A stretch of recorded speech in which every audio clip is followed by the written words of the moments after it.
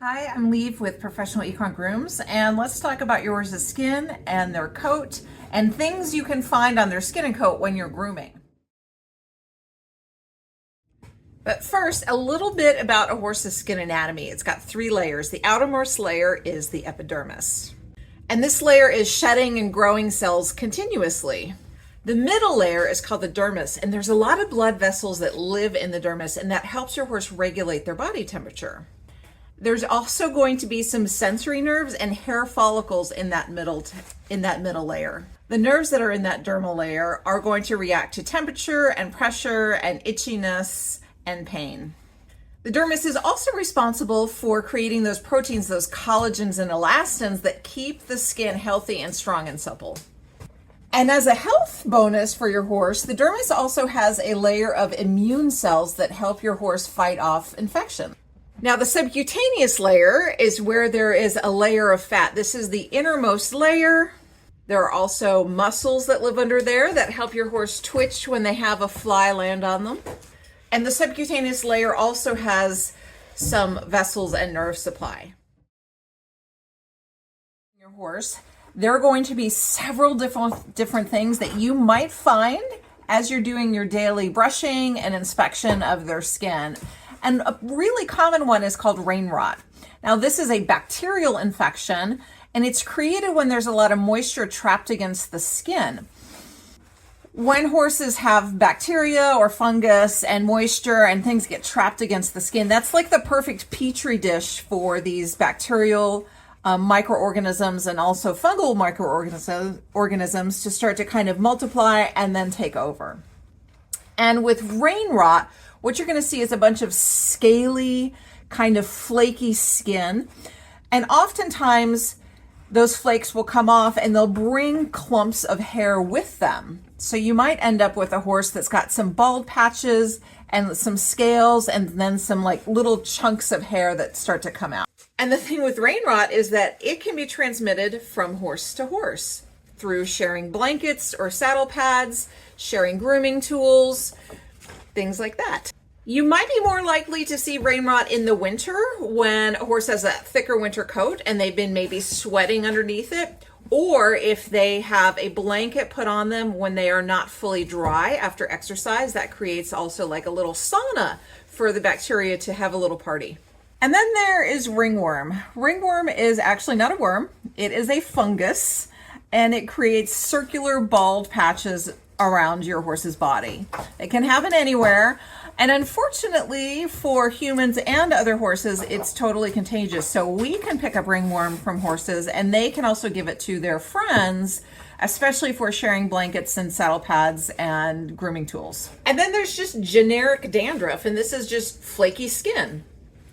Now, dandruff could be caused by something that is actually an overproduction of oil. It could be caused by a reaction to a product that you've been using. It can just be your horse's dry skin.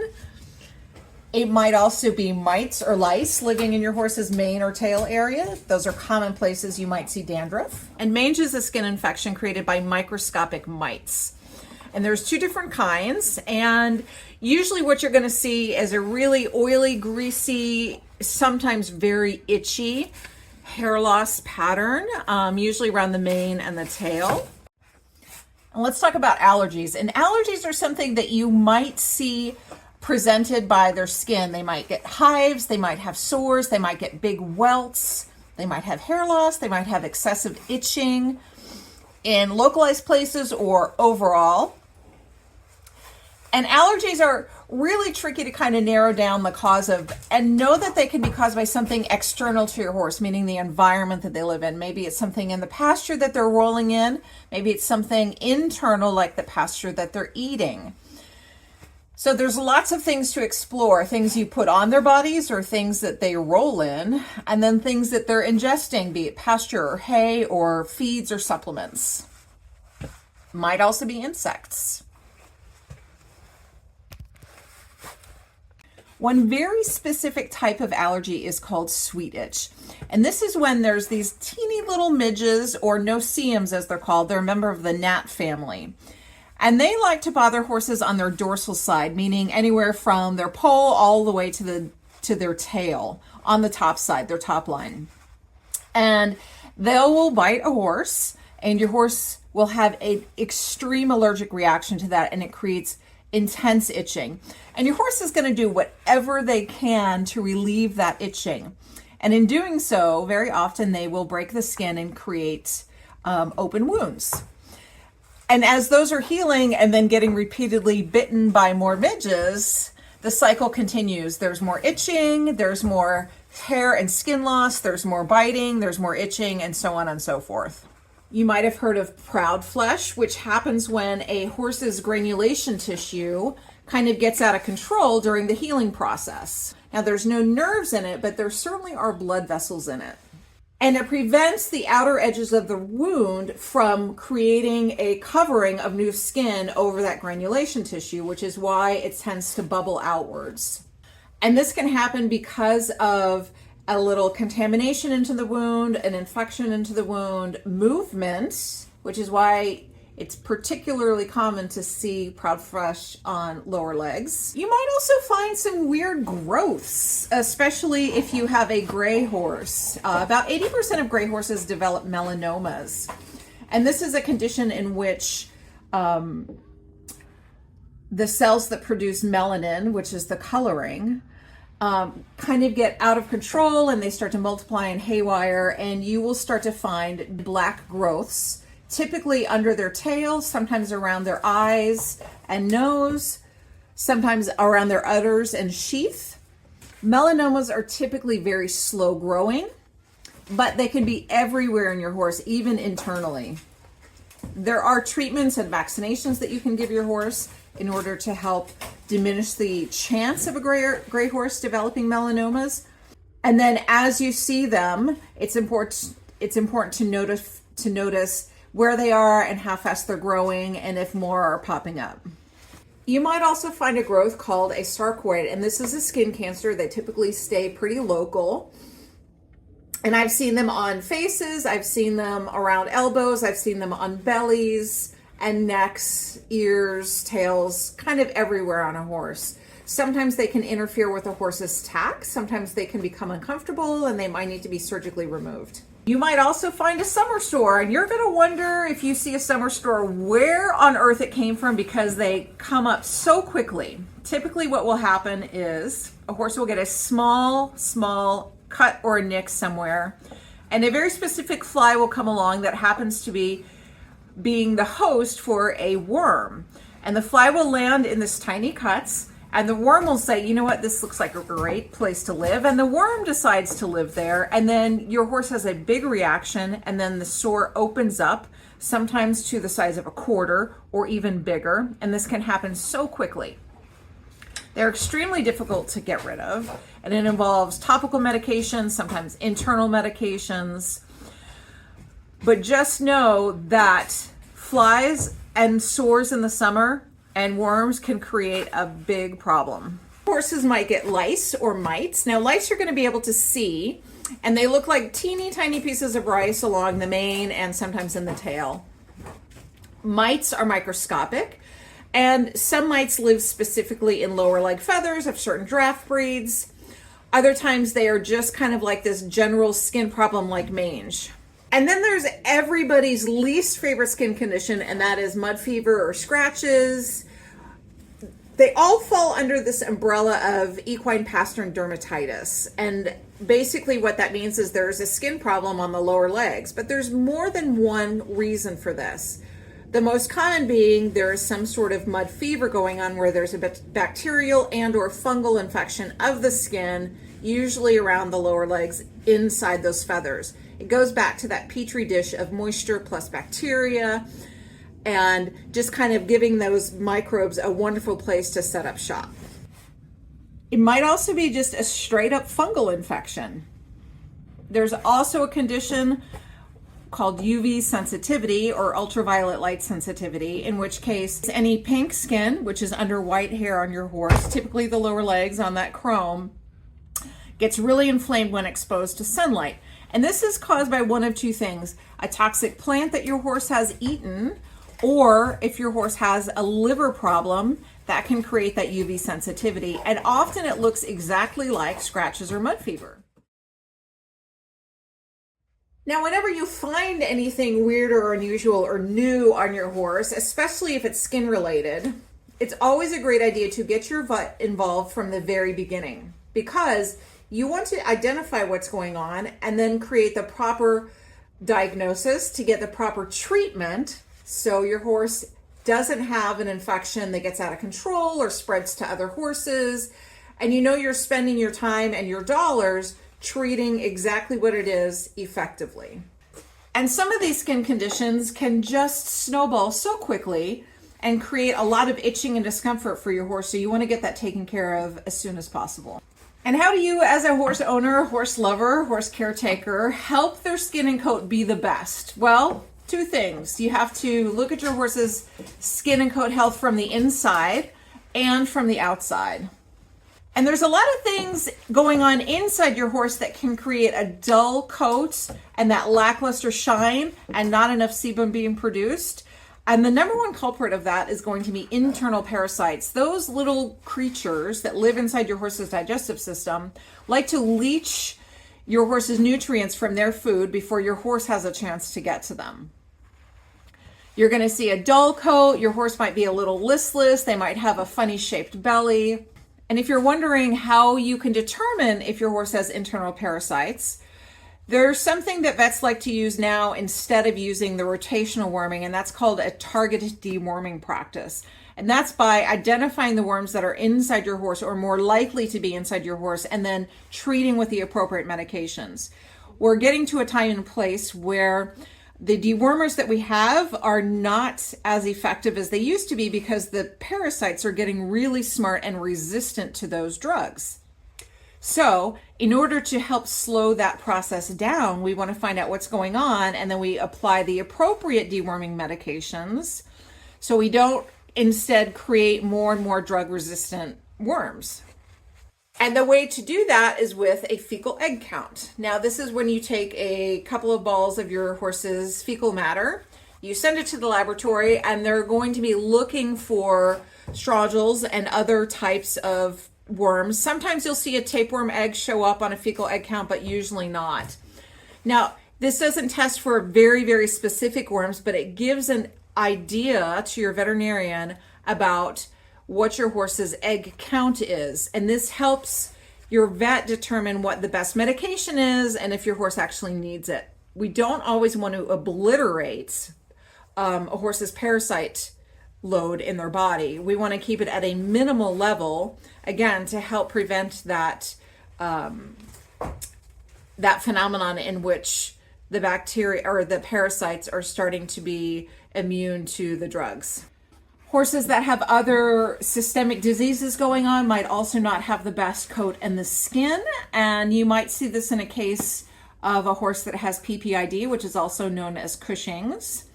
That really affects their hair growth and the hair quality and how shiny, and not only how well they grow it and shed it, but sometimes it just doesn't shed at all, and you might have a horse that has a very thick coat even during the really warmer months.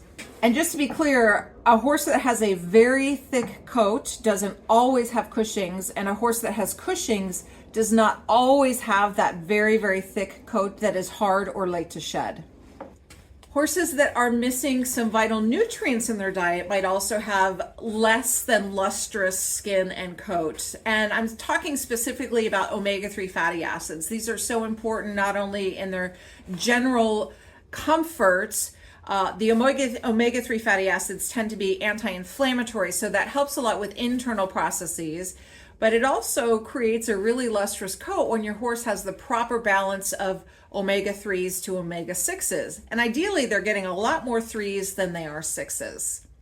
Good sources of the 3s are going to be your fish oils, your flax, your chia.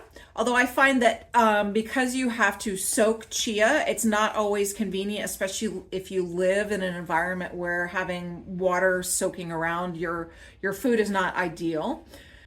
But flax is great. You can get it where it's already been cold milled, where you don't have to worry about grinding it yourself. You don't have to worry about Is it going to become rancid if it sits too long before feeding?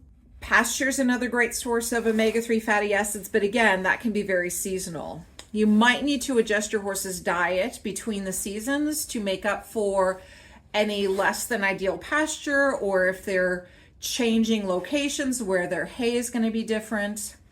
You also need to be sure your horse's diet has the proper balance of zinc and copper. These are really important in terms of hair growth, but also hair color.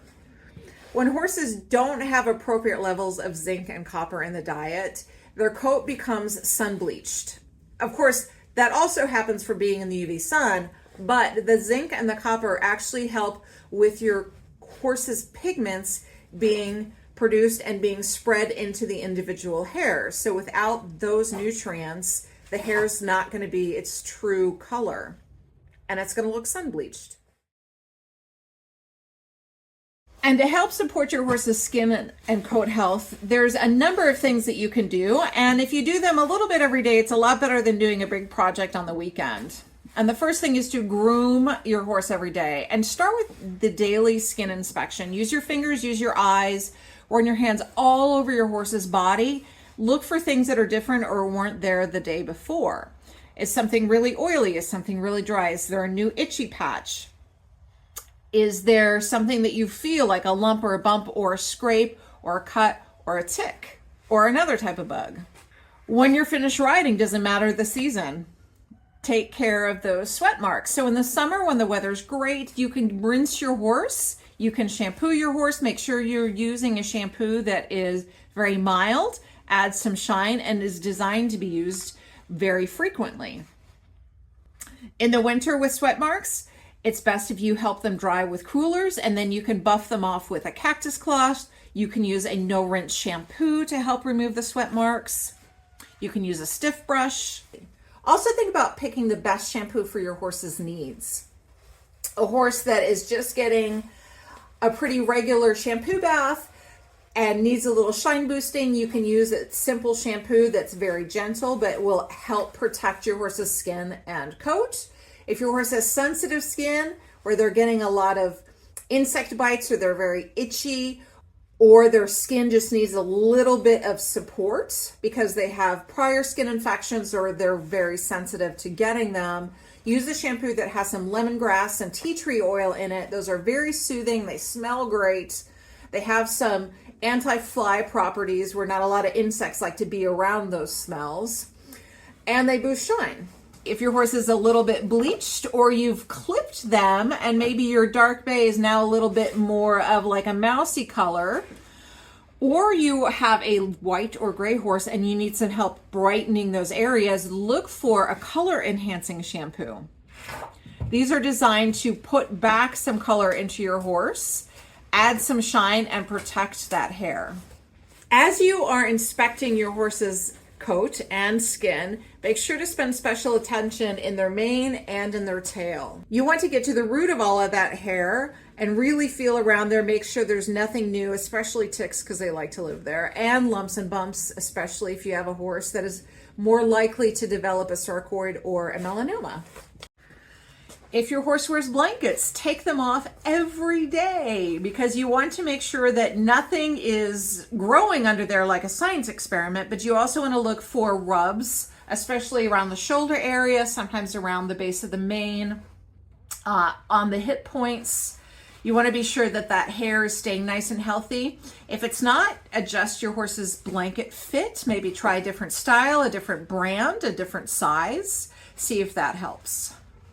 Speaking of blanketing, don't blanket a wet horse. Make sure you use coolers to help your horse dry.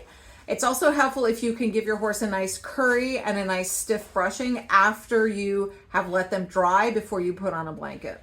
And there are sometimes when your horse's coat is a little bit longer where the tack might pull the hair, and that typically happens around the elbows, sometimes up near the withers. And as your horse moves with the tack, sometimes the tack will just pinch that hair and pull it out. So be sure to inspect everywhere where your tack is sitting, especially around the girth area, to make sure there's no rubs being caused by that. And in some cases, it's better if you clip that area short so that your tack isn't going to grab the longer hairs and pull them out. If you're going to clip your horse any time of year, make sure you start with a clean horse. Use a good shampoo. Rinse thoroughly. You can use a very small amount of grooming oil to add some shine and lubrication to your horse before you clip. And as you're clipping, stop every 5 minutes to brush the hair out of your blades and add clipper oil. You can use coolant as well, but coolant is temporary. It's going to take the heat out of your blades, which should be very minimal if your horse is very clean and you're stopping every 5 minutes. But then the coolant evaporates quickly, so you want to add the longer lasting oil to keep those blades moving side to side very smoothly and reduce the tugging and heat on your horse. Oil buffing your horse with a grooming oil is a great way to help them year round. In the summer, it's very easy to apply. After your horse has had a bath, you can add some grooming oil to a water and use that as a rinse with a sponge.